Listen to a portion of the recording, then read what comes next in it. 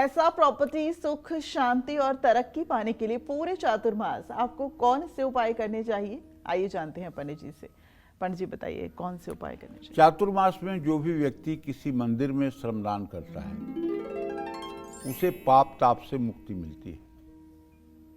देखिए, मंदिर में श्रमदान का मतलब जानते हैं क्या होता है? मंदिर में श्रमदान का मतलब होता है आपने अहंकार का त्याग कर दिया है। आपने अपने अंदर के अहंकार को समाप्त कर दिया है और आपके अंदर आ गया है दैन्य भाव। जब आपके अंदर दैन्य भाव आता है तभी आप मंदिर में गिरे हुए पत्ते, गंदगी साफ करते हैं, पोछा लगाते हैं, मंदिर की धुलाई करते हैं। ये सब काम वही व्यक्ति कर सकता है जिसके शरीर का अहंग समाप्त हो गया हो। अहंकार, जिसने ये समझ लिया हो कि मैं कुछ नहीं हूं, जो हैं भगवान हैं, वही व्यक्ति ये कार्य कर सकता है। सिख धर्म में अच्छे अच्छे कुलीन और अच्छे अच्छे संपन्न लोग बैठ करके और जूता पालिश करते हैं और जूता उठा करके रखते हैं, पोंछते हैं, देते हैं। उसको उनकी भाषा में कहा जाता है जोड़ों की सेवा कर रहे हैं। वो वही लोग होते हैं जिन्होंने अपने अहंकार को त्यागा है, जिन्होंने ईश्वर में शरणागति ली है। बहुत बड़ी बात होती है। पैसे से धर्म कर देना, धन से धर्म कर देना, ये बहुत लोगों के लिए आसान है, लेकिन शरीर से धर्म करना और शरीर से किसी बिना लाभ के धर्म में तत्पर होना, यह बहुत बड़ी बात है। आपको बताऊं एक बात। एक गरीब ब्राह्मण रहता था, दिव्या, एक गरीब ब्राह्मण रहता था, अकिंचन ब्राह्मण। उसके खाने पीने का भी ठीक से ठिकाना नहीं रहता था। तो रोज भगवान की पूजा करता था और मन में सोचता था, अष्टयाम पूजा करता था, सोचता था कि हे भगवान, एक दिन मेरे पास भी पैसा हो तो मैं आपको 56 भोग लगाऊं, बढ़िया आपका शयन कराऊं, बढ़िया भजन कीर्तन भंडारा करूं और बढ़िया आपका मतलब कि उत्सव करूं। कभी मेरे पास धन हो तो मैं ये सब करूं। और वो करता क्या था कि जल से, तुलसी के पत्ते से, कुछ फूल पत्तियों से ऐसे ही भगवान की पूजा कर देता था।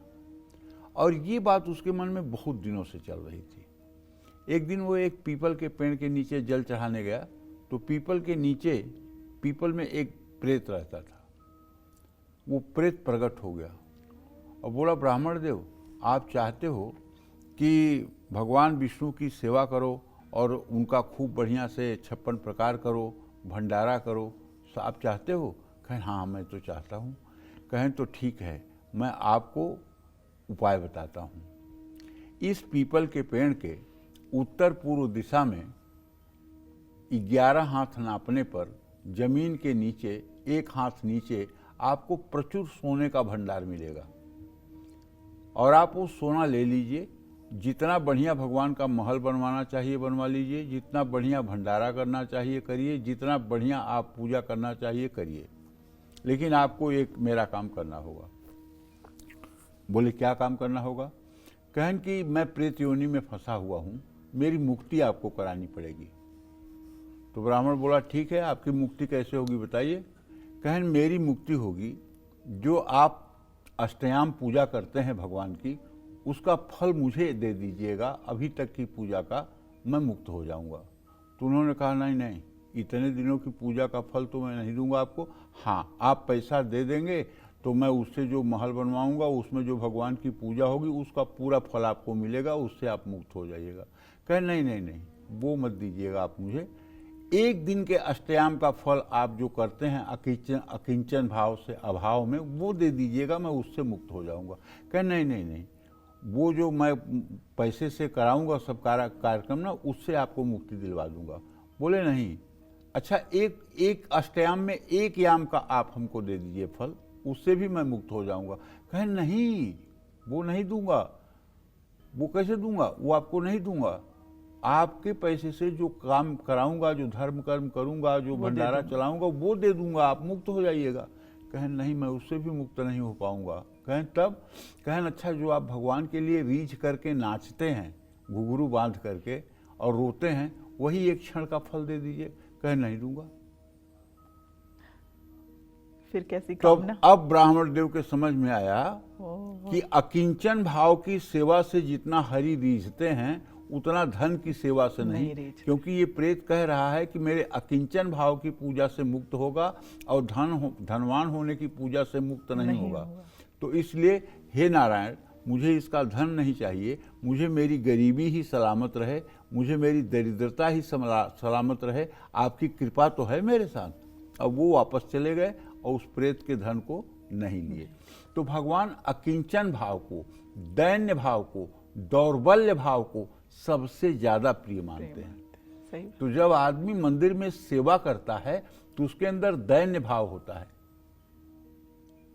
और लोगों के अंदर तो अहंकार इतना है कि भगवान का नाम सुनने पर, भगवान का कीर्तन करने पर अगर उनसे कहो कि ताली बजा दो, तो एक अंगुली से ऐसे ताली बजाते हैं, बिना भाव के। हाँ, इतना अहंकार है लोगों के अंदर। भगवान के नाम पर झूमना, भगवान के नाम पर मस्त हो जाना, भगवान के नाम पर दीवाना हो जाना, बावरा हो जाना, ये कोई आसान बात है। इसलिए जो लोग मंदिर में सेवा करते हैं, श्रमदान करते हैं, वो वाकई में बहुत उत्तम कार्य करते हैं। उन्हें पापों से मुक्ति मिलती है, सुख शांति वैभवपूर्ण जीवन में चतुर्मास में श्रीहरि को दूध, दही, घी, शहद और मिश्री मिला करके अभिषेक करना चाहिए। भगवान विष्णु की खास कृपा पाने के लिए चातुर्मास में हर रोज तुलसी अर्पित करनी चाहिए। संपत्ति की प्राप्ति के लिए पूरे चातुर्मास भगवान विष्णु की गूगल से पूजा करनी चाहिए।